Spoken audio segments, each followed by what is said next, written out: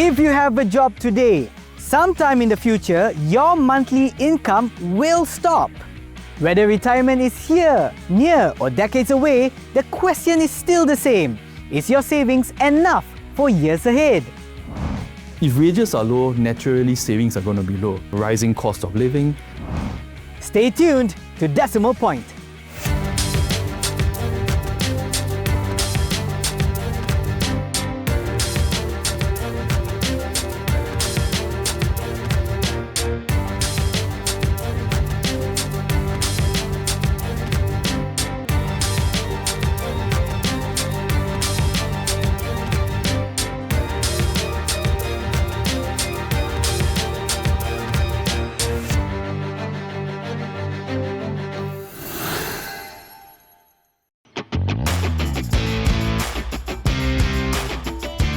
If you have an active Employees Provident Fund (EPF) account, you can withdraw your retirement savings at the age of 55. But here's the concern. The EPF reported that 58% of its 54-year-old members, which is just 1 year before they can withdraw their savings, have less than 100,000 ringgit, which is far below the recommended 240,000 ringgit, needed to generate just 1,000 ringgit a month for the next 20 years. For Malaysia, this is a growing retirement crisis. Are your savings enough for retirement?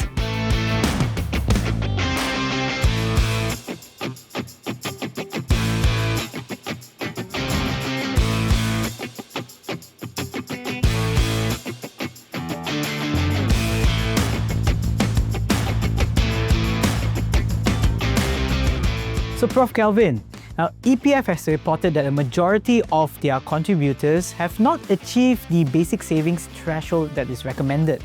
So what's the cause of it and how severe is this situation? Sean, yes, it's actually quite a severe problem if you look at the numbers alone. Even though you see on average, EPF reports that the majority of their members below the age of 55 has an average savings of about 70,000 ringgit, But if you look at the median, the difference between average and median, the median is only less than 20,000. So that basically, in statistics, that's basically saying that about 50% of their members below the age of 55 has less than 20,000 in savings in their EPF. So that's quite a large disparity, between the members, in EPF. Now, what's really the cause of it? I think we can really understand, when we look at the wages in Malaysia, because if wages are low, naturally savings are going to be low. Now, I'm not saying that employees need to pay their workers more, right? But there are also other more structural problems here. Rising cost of living. We have a larger gig economy happening, much larger informal economy happening as well. So all these things and all these structural factors actually contribute to a more depressed wage level in the country. So again, naturally, when wages are low, savings are going to be low. So that's really where this problem is coming from, right? I see. So you've mentioned about the increase of gig workers, the rising cost of living, but Malaysia is also shifting or moving into an aging population compared to our neighboring countries. Is our current framework or retirement framework able to handle this shift in demographics? Well, Sean, I think at this stage, I would say not yet. Right now, as it stands, what we have for Malaysia is simply a retirement savings institution framework, which is our EPF. What we are seeing in other countries is something more holistic, more inclusive, where we are talking about retirement employment, post-retirement employment, if you can put it that way. So right now, we see in our country, as of 2026, the estimate is about 8% of them are above 65 years old. Now, that's quite a large number. If the situation is as such where we are talking about retirement savings aren't enough, what then can we do, to work or to get the aging population back to work, back to gain full employment where they can actually earn a sustainable wage? So what do we have right now? We have private savings, which is our EPF. Now, is that enough? That's, I think, really the main focus of our discussion here. But we also have the situation where the public sector employees in the civil service, they have the pensions. They could rely on that. But we also have another category, which is our gig economy, informal economy workers above the age of 65. What then do they do? Even though the 13 Malaysia plan has ideas on how to create something, a policy which is more inclusive for the aging population, but we have not yet seen anything concrete coming out of it. So that, I would say, it's a concern, and it's something that the government really has to work on moving forward. Very interesting, but we'll be talking more about the 13 Malaysia plan later. But what we also found out is that there are a lot of retirees who tend to or want to rely on their children in their older days. And with that, is this safety net or informal safety net enough, or is this hiding some sort of policy gap that we can't seem to identify? Well, Sean, that's actually true. Yes, granted, we are in Malaysia, we are an Asian society, and filial piety, filial responsibility is number one, as a family unit. And that's where we see a lot of retirees, they tend to rely on their children for financial support as they age. But although this traditional model used to work in the past, and why it used to work in the past, we could say it's because, firstly, cost of living was much lower. And secondly, families had more children, right? So because of that, the cost can actually be shared across all the children to support their aging parents. But what we are seeing these days, families are shrinking. Instead of having 3 to 5 children, in a family, you are now only having perhaps 1 or 2 at most. So now, with the cost going up and number of children reducing, naturally, the cost is shared between lesser children, making the cost going up, to support their parents. So this is definitely not sustainable, I would say. So what really can we do about it? The issue here is now creating what we call the sandwich generation problem. Because as the children grow up, they would have children of their own.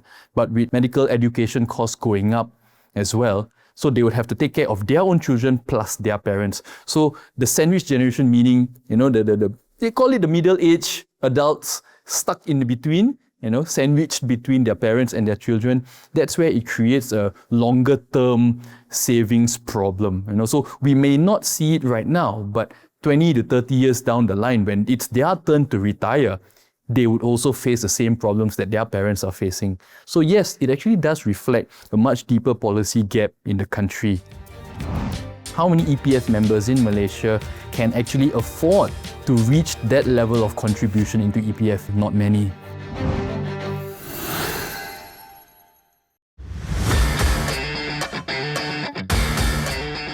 In 2026, more than 3 million EPF members are on track to reach the basic savings target of 390,000 ringgit by age 60. But with almost 8 million active contributors, millions are still falling behind. So what is enough for retirement?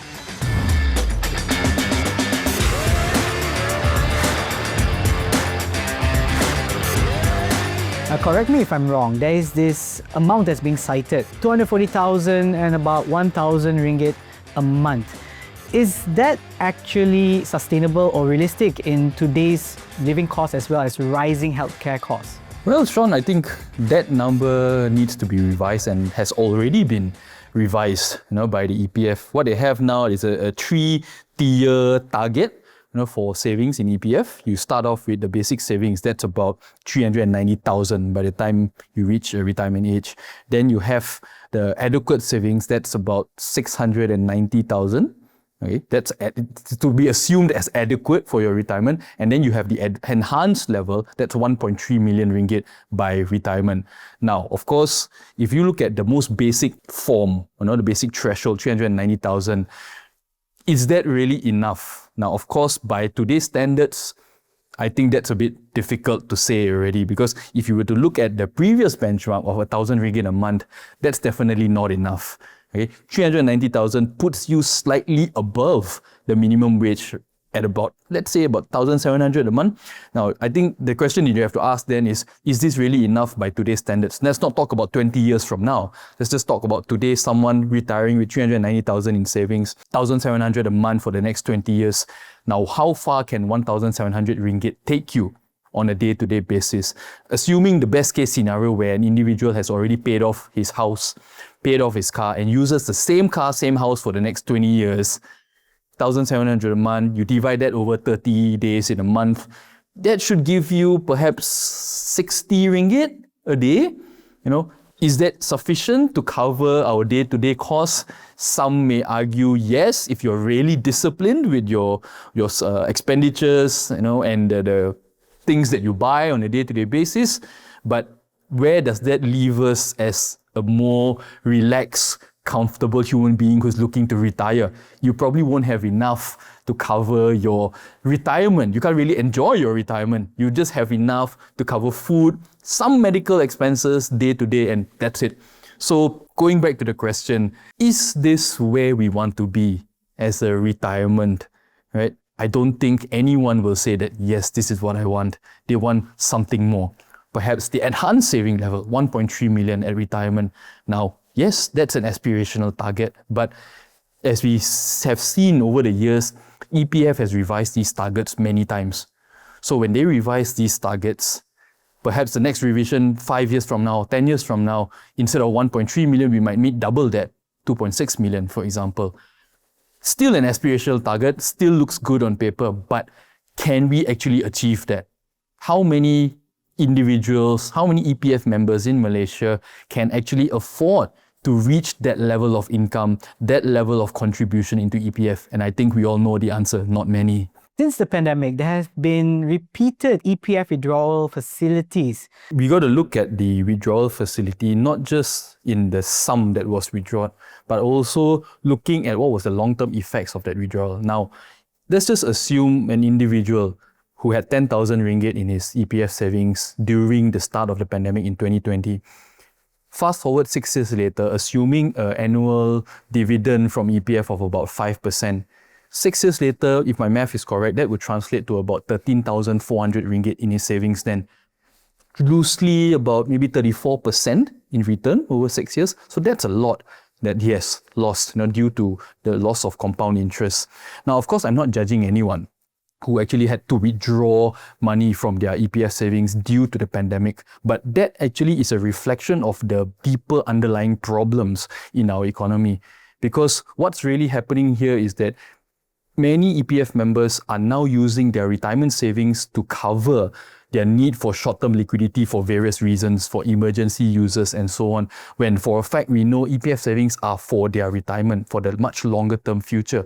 So it really does go back to the fundamental problem of the wages that we are having right now in the country. It's not enough to sustain the greater cost of living that we are all experiencing these days. Now, going back to what you mentioned earlier, the increase of gig workers. Now, these gig workers or informal workers are outside of the EPF system entirely. So what can we do to bring them into a more formal retirement plan or scheme?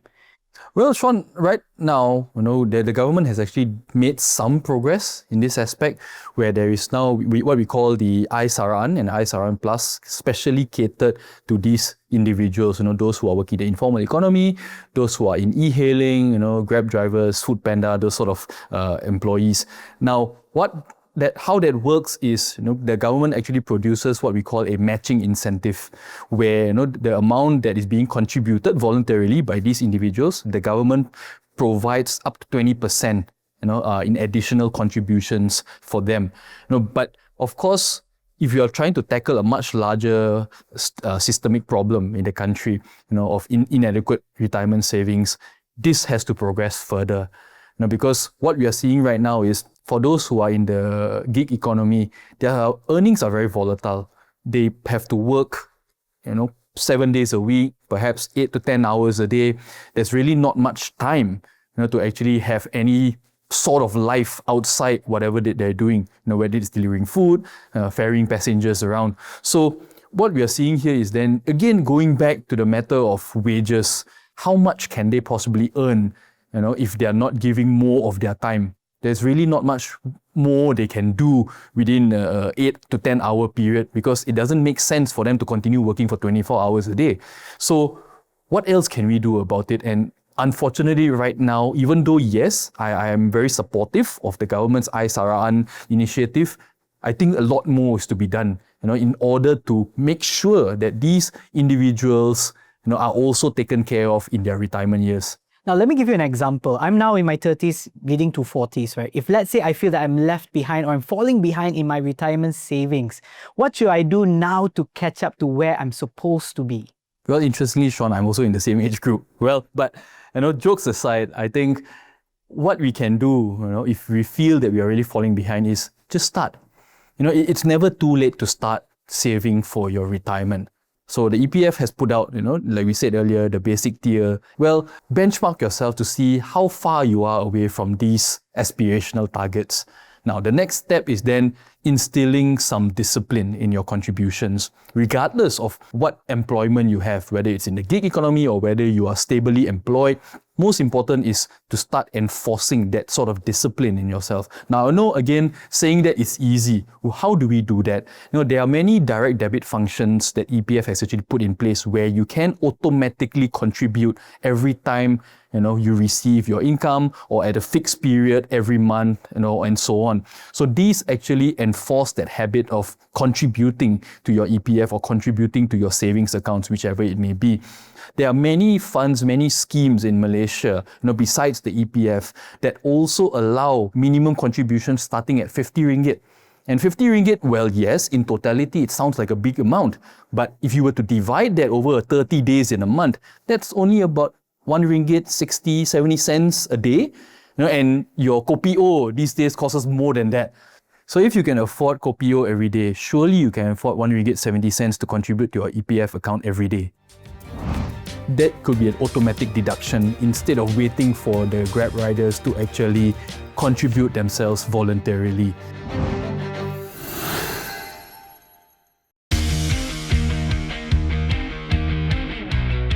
About 75% of Malaysia's workforce are in formal employment and is covered through EPF savings or pension schemes.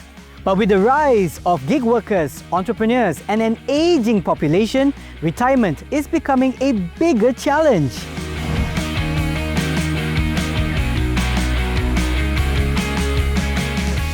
Some countries use periodic or phased withdrawals to ensure that retirees do not run out of money. So should Malaysia consider this sort of reform?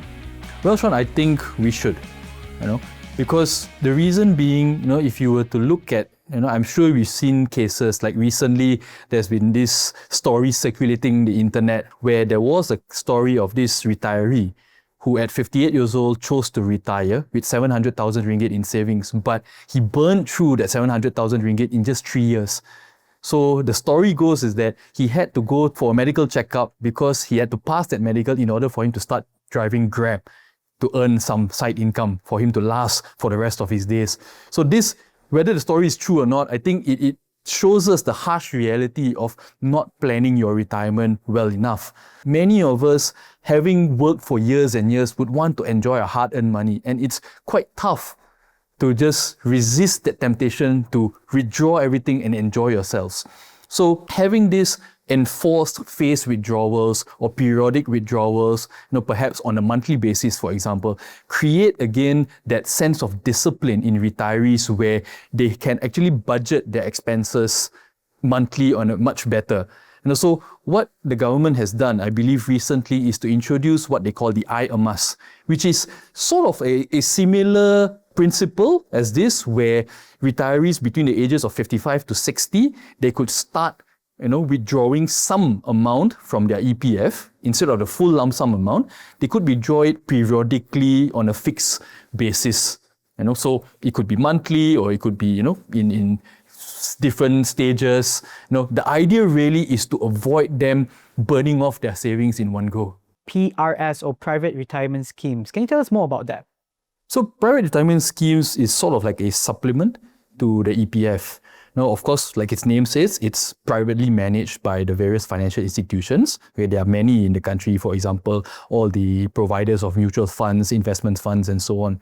The idea really was to, like I said, to supplement EPF by providing potential investors alternatives, investors who perhaps wanted to diversify their portfolio of investments into other, perhaps higher return earning funds, but also we know with higher returns comes with higher risk. But there has been, I think, a mixed bag of perception and reviews towards PRS because Asians, Malaysians being Asians, we tend to align more closely to risk aversion, that we are a little bit more cautious with our investments and of course our hard-earned money. Now, estimates put us at about 680,000 PRS members in the country and upwards of about 8 billion ringgit in total investments in these PRS schemes. But uptake has still been very slow because naturally, because it's privately managed, there is no protection, in the sense that EPF has. Protection in terms of capital guarantees or return guarantees, there's no such thing. It's a rather, I would say, a positive alternative to other investment schemes. Being privately managed funds, there's always a fee involved. Now let's compare with our neighboring country. For example, Singapore, they have something called CPF. How is that different from our EPF? Well, I would say there's actually a lot of similarities rather than differences between our EPF and Singapore's Central Provident Fund, the CPF. Now, main similarities, of course, we have 3 accounts. They have 3 accounts as well. But the differences lie in the objectives of those accounts. Now, for example, in Malaysia, we have accounts 1, 2, and 3 traditionally. Now we've called it account Saraan, account Sejahtera, and now account Flexible as well. So account Saraan, naturally, like its name says, it's for our retirement. That's our EPF. Account Sejahtera is for all the other expenses that we require, for example, for education, for purchasing a home, or for example, healthcare. That's for our account Sejahtera. And then account Flexible is our monthly liquidity account where you can withdraw for emergency reasons. Singapore, on the other hand, the 3 accounts are more focused in terms of objective. Naturally, they have one account which is focused towards retirement, but they also have another account which is focused on property, for them to purchase the property. And finally, the last account that they have, which they call, I believe, the MediSave account, that one is focused 100% on healthcare. So that's really the key difference in the CPF and the EPF. But the mechanisms behind both provident funds are very similar, in the sense that there are mandatory contributions and that there is a withdrawal age minimum, for every member of the CPF and EPF. Now, looking ahead towards the 13th Malaysia plan, instead of just raising awareness, how can the government help to ensure that when we retire, we have enough?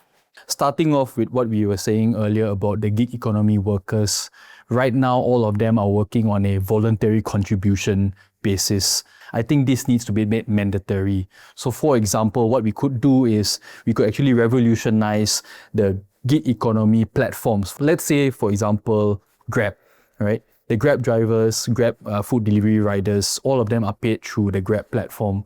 What we could actually propose is to have the mandatory contributions imputed into their earnings every time they earn from their fee deliveries, right? So that could be an automatic deduction instead of waiting for the Grab riders to actually contribute themselves voluntarily.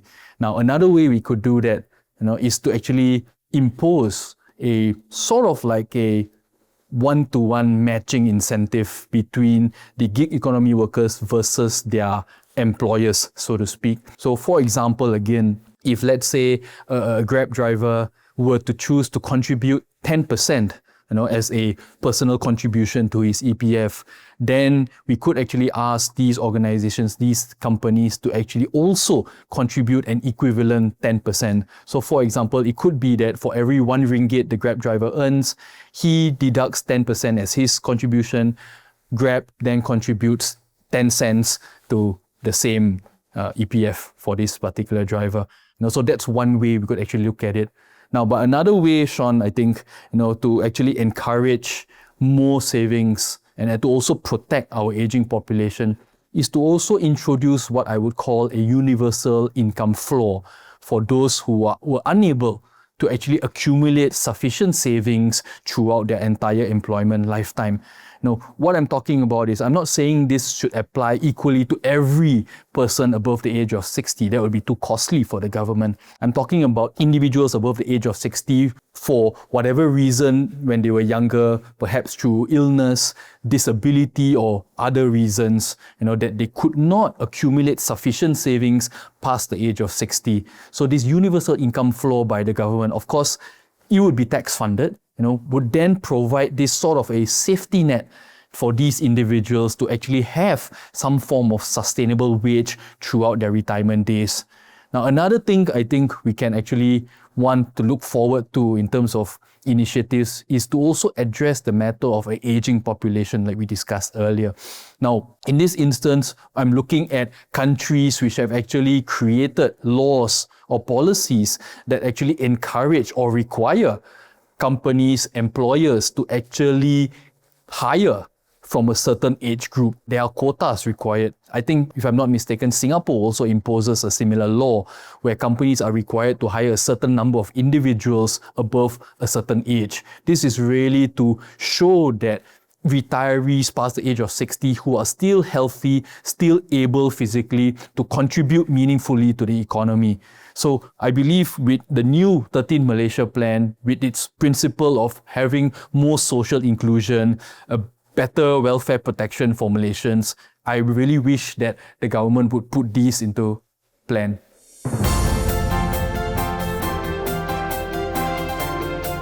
Malaysia became an aging nation in 2021 when those aged 65 and above reached 7% of the population.